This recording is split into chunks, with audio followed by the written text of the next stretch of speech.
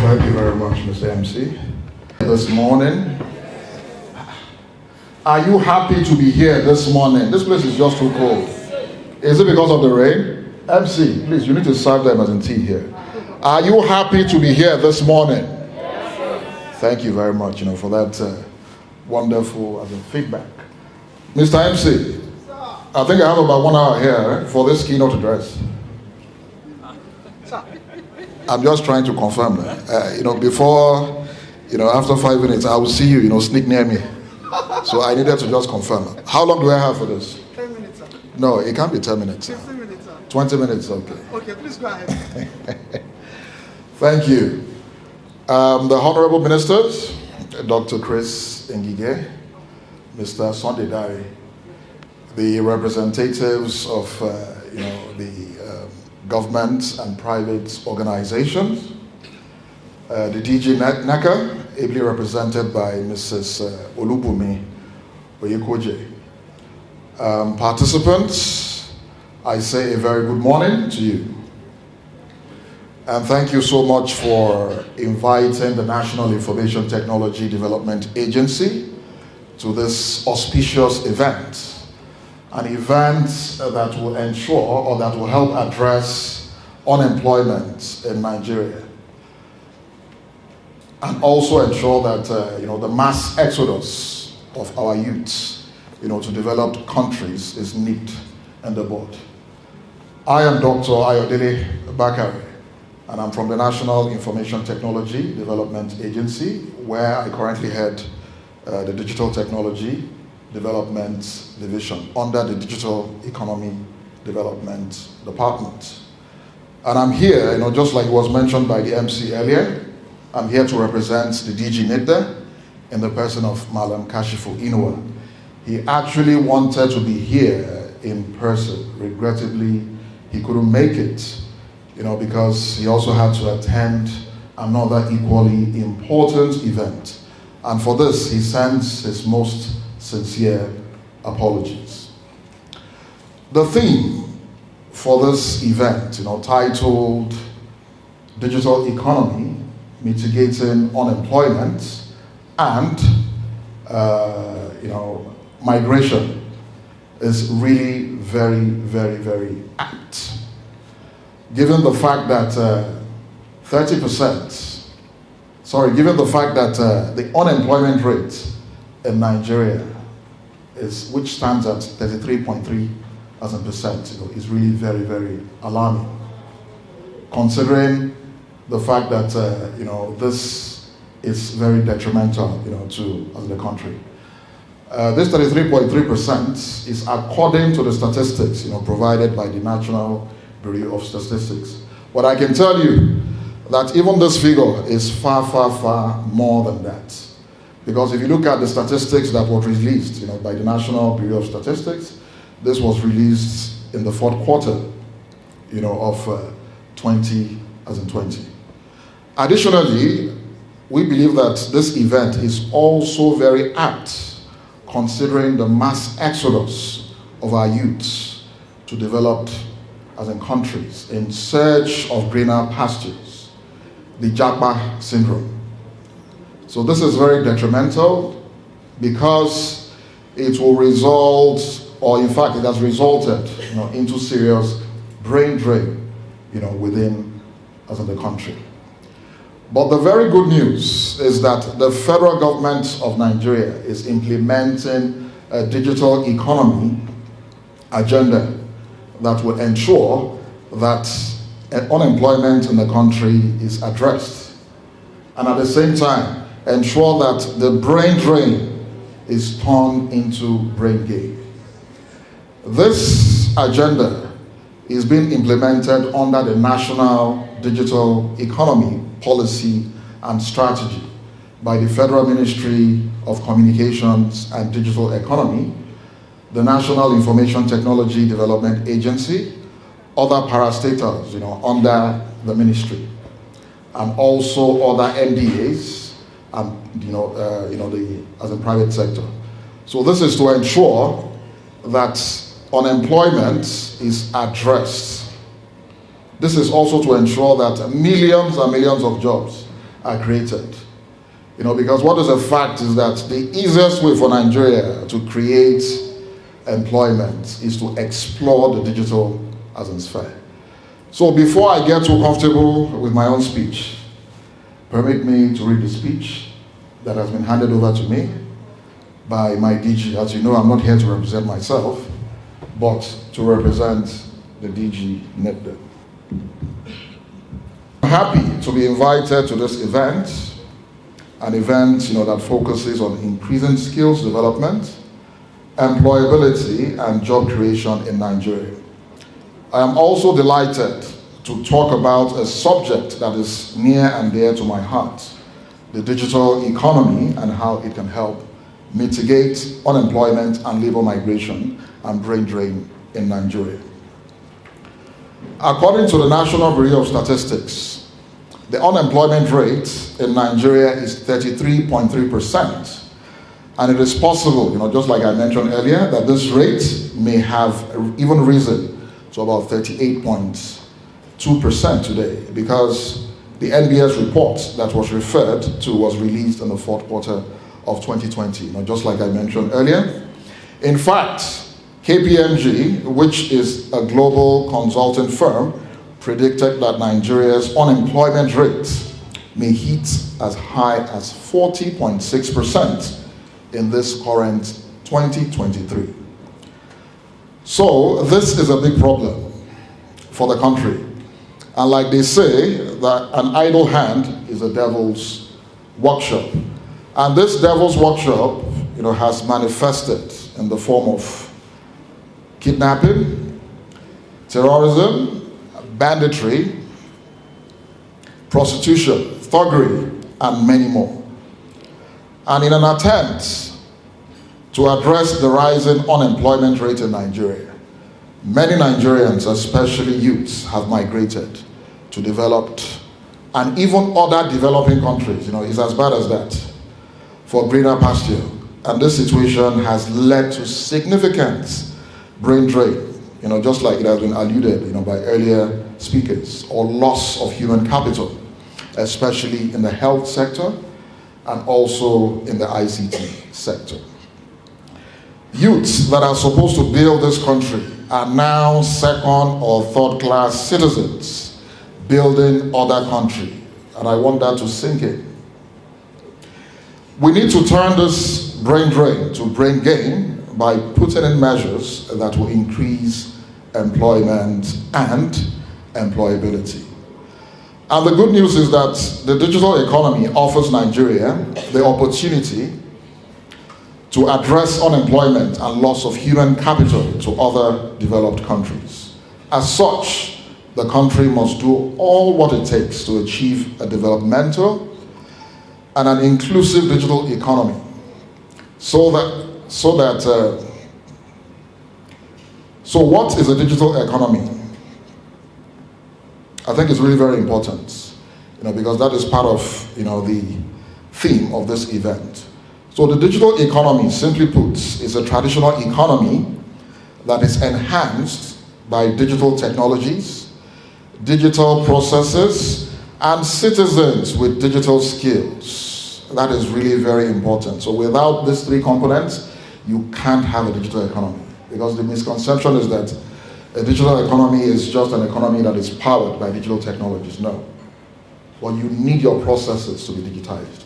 You also need your citizenry to be properly equipped, with digital skills, before you can claim you have a digital economy. We can build an effective digital economy that will create new supply and value chains that will create jobs in the country.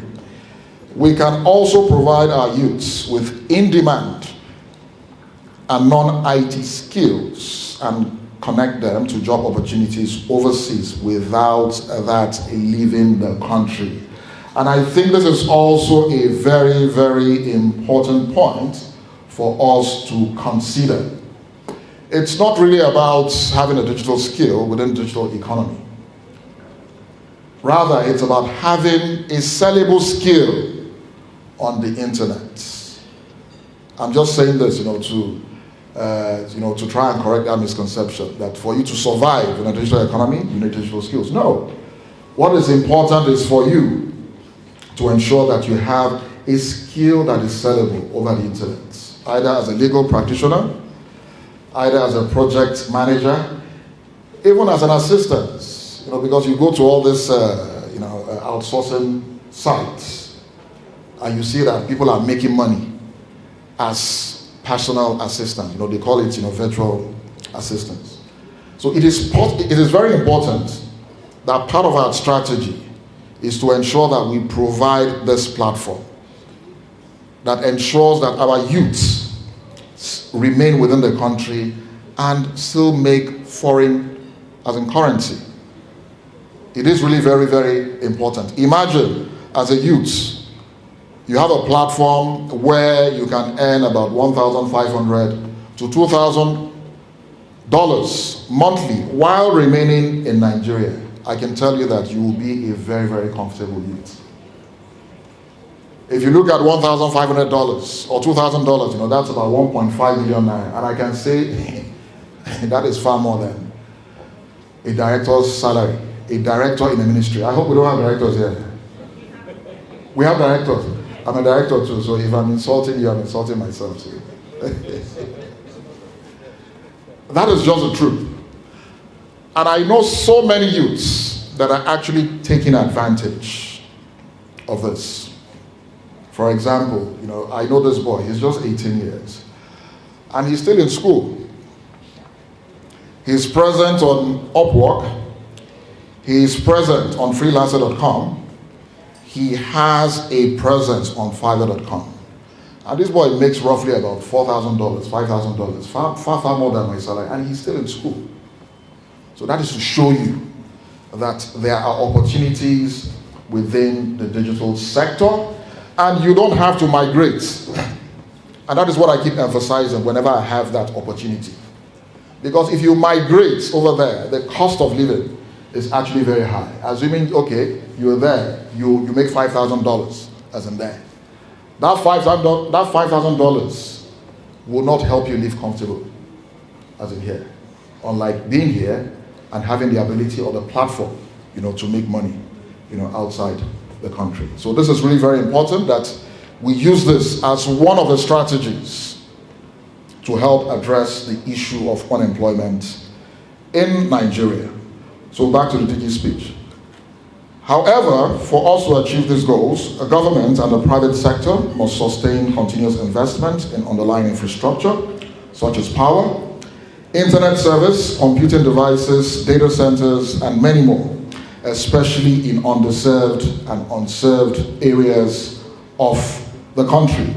And this is also a very important point. Currently, we are having an arrangement with an European offshore outsourcing company.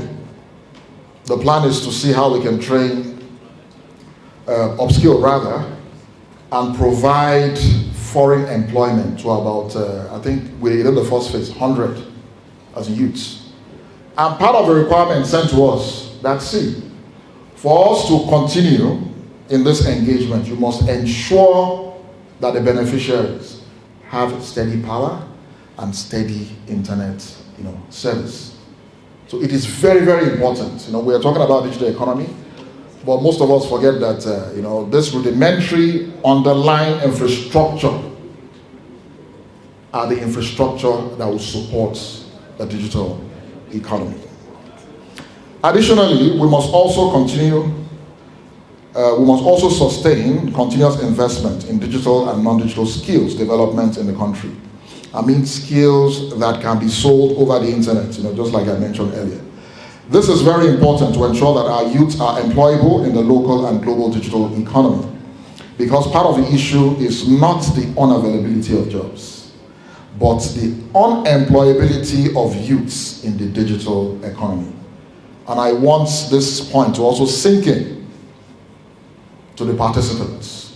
In the digital economy, there are millions and millions of jobs, but the problem is that we don't have the right skills to fit into these jobs.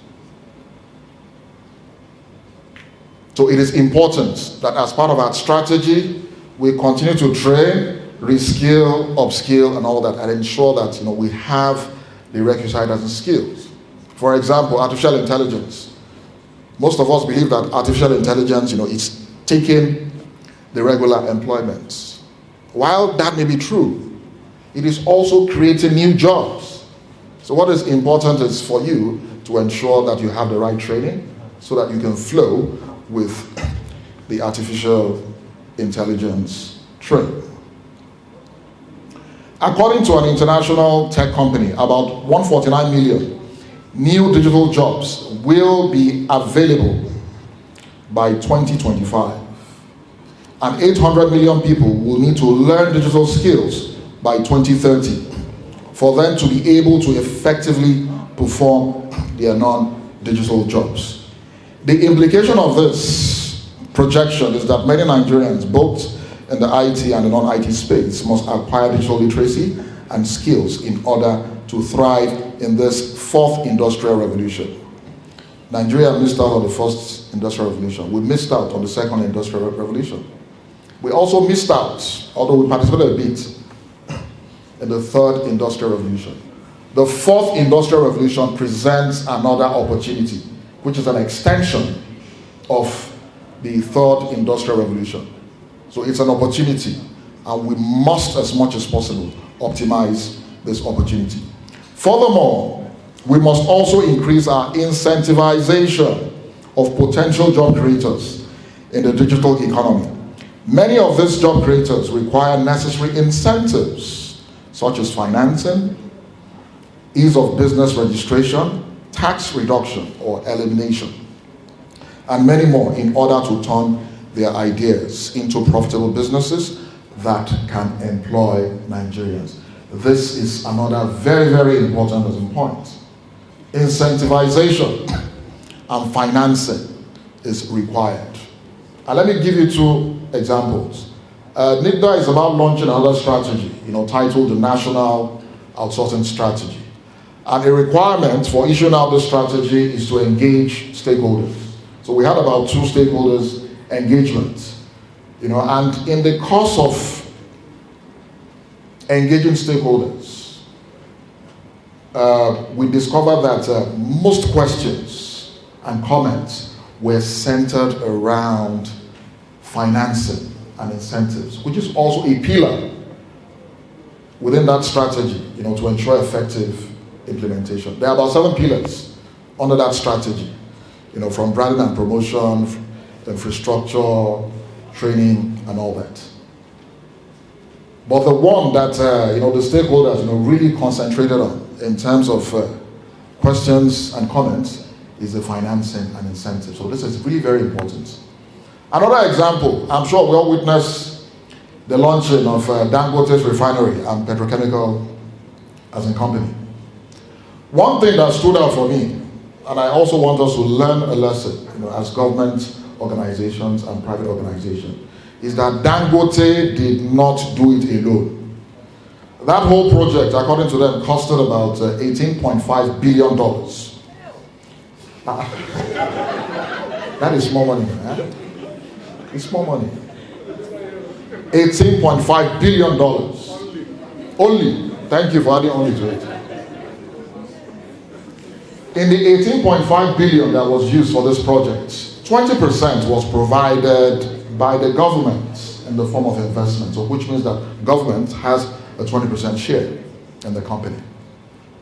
According to Governor Godwin Emefiele, 50% of the amount used in building that refinery came from commercial banks, 50% in the form of loans.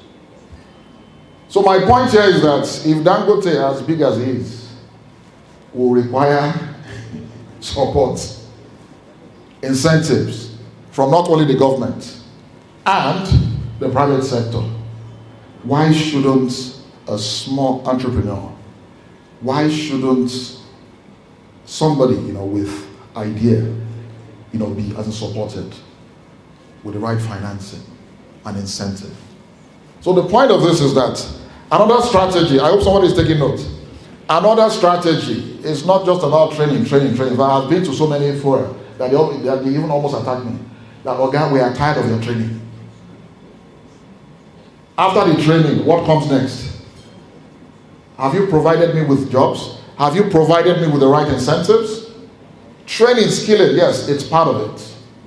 But most importantly, we must ensure that we put in mechanisms to match those that have been trained, to the right employment. Because the goal, most times, for the youths is to see that, they can benefit, from whatever skills they've been provided. So it is really important that we also have this as part of our strategy in reducing unemployment, both from the public sector and also the private sector. Back to the DG speech. NIPDA is doing a lot in preparing Nigerians for the job opportunity in the local and global digital economy. In terms of infrastructure, we have deployed over 1,200 IT intervention centers nationwide. These centers provide easy access to the internet and all its resources, which also includes, job opportunities. We have also delivered about 36,662 trainings, on IT skills nationwide to help improve the employability of Nigerians. One of the recent training we conducted is titled the Digital Economy Employability Program, which focuses on providing Nigerians with modern and relevant digital literacy and skills that will expose, prepare, and connect them to in-demand career opportunities, not useless career opportunities, in demand, that are available in the global digital economy. Additionally, this program is intended to create the opportunity for Nigerians to also create job opportunities within the digital economy space, which will ultimately help increase the contribution of ICT to the country's GDP, which currently stands at 18.44%. So the point here is that NIPDA is not focusing on employees. Rather, we are focusing on employers of labor.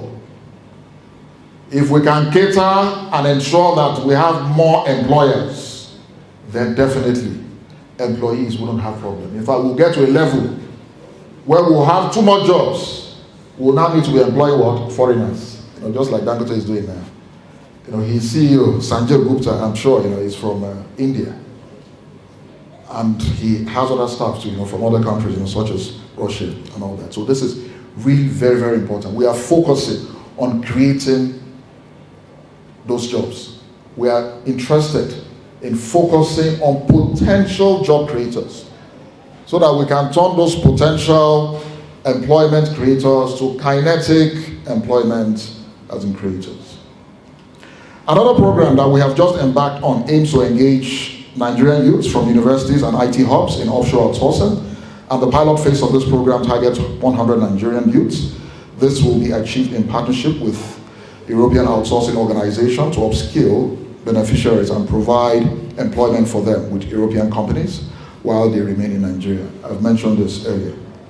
Additionally, we have provided incentives in terms of funding and business support to technology startups, innovators, and MSMEs. And to help us implement this, we have two of our special purpose vehicles.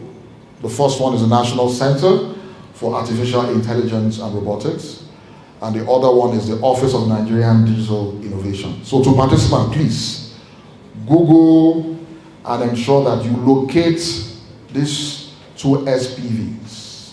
It can be a life changer for you.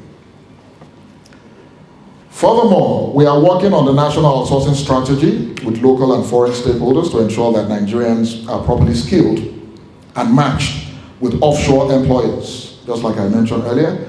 This will ensure that our youths can earn foreign currencies without migrating overseas. We need to diversify our sources of foreign exchange earning. And that's why for someone like me, and I'm saying this off record, I don't really believe in internally generated revenue. We should improve more on our externally generated revenue. And the digital economy provides us with this opportunity. We have also issued out a plethora of regulatory instruments that will help create jobs for our teeming youths. We are also very proud to have facilitated the National Startup Act, which was recently signed into law by the President of Nigeria. And it may interest you to know that our DG is the Secretary to the National Council for Digital Innovation and Entrepreneurship as mandated by the Startup Act. This act, among other things, will create an enabling environment for the development and operation of startups in Nigeria, which will increase the creation of jobs in the country.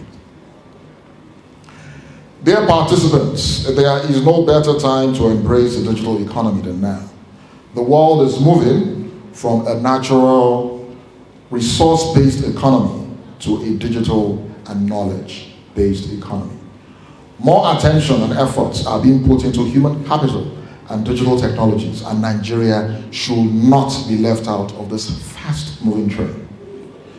I implore you to take the best advantage of this event because it may turn out to be a life changer for you, just like I mentioned earlier. Ensure that you connect with all the potential employers, because I learned there are potential employers here, human resource advisors and mentors that are present here. Also check our websites. When I say our website, the NITDA website at www.nitda.gov.ng and our social media platforms for capacity building programs and other opportunities within the digital sphere. Finally, I would like to thank, I'm sure all of you are waiting for the finally. Finally, I would like to thank the DG, NECA, its management and partners for organizing this event. I also want to thank the participants because I'm sure we are here, because of you. Without you, we'll have just been talking to ourselves. So on behalf of my DG, NITDA, and also the DG, NECA, I hereby declare this fair open, and I wish everyone an interesting and rewarding participation. Thank you very much indeed.